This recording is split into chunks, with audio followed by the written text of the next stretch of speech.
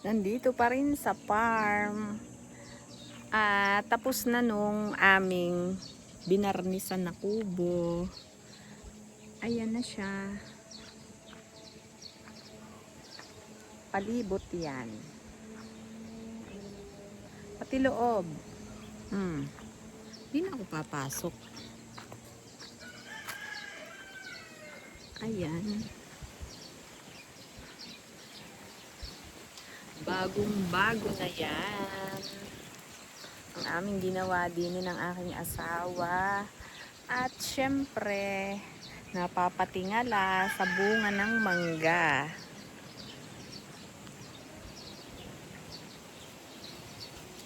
Kita nyo gayan? Ayun, ang isang puno. Alibhasa dito, laging na uusukan. Ayan, nagkumpul-kumpul yung bunga niya. Oh, dito sa bahay ng pabo. Ayan ang bunga, guys.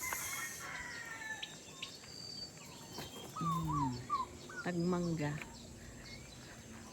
Itong aming mangga ay wala yang fertilizer. Yan ay organic na organic laang. Dito sa aming mini farm, bilangin ko nga kung ilan pa yung puno ng mangga namin. Ayan ang isa, dalawa, tatlo, apat, lima, anim, pito, walo, siyam, 10. 10 dito sa may unahan. Doon sa may likuran, siguro mga 5 pa. Ayan, oh. Ang mga bunga-bunga. Ang iba ay hinog na sa puno. Ang iba naman, ano pa lang, namumulaklak, hindi sabay-sabay. Kaya kapag ka ako'y nagha-harvest, namimili lang kung alin yung medyo magulang na guys. Ang init dito sa farm. Pero malamig ang simoy ng hangin. Yung araw, sobrang init.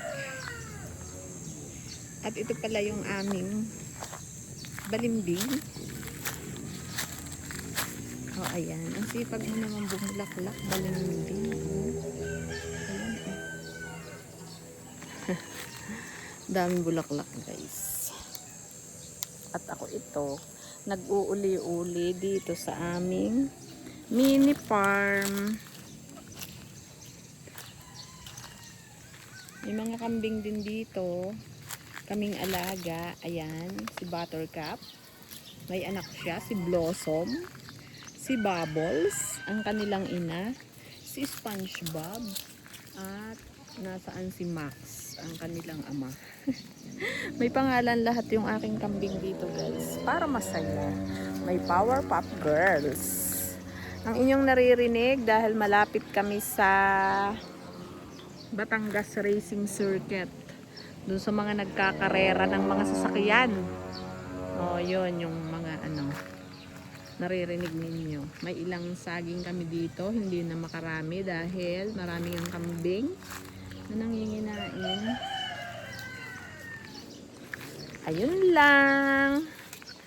Magandang hapon sa inyo.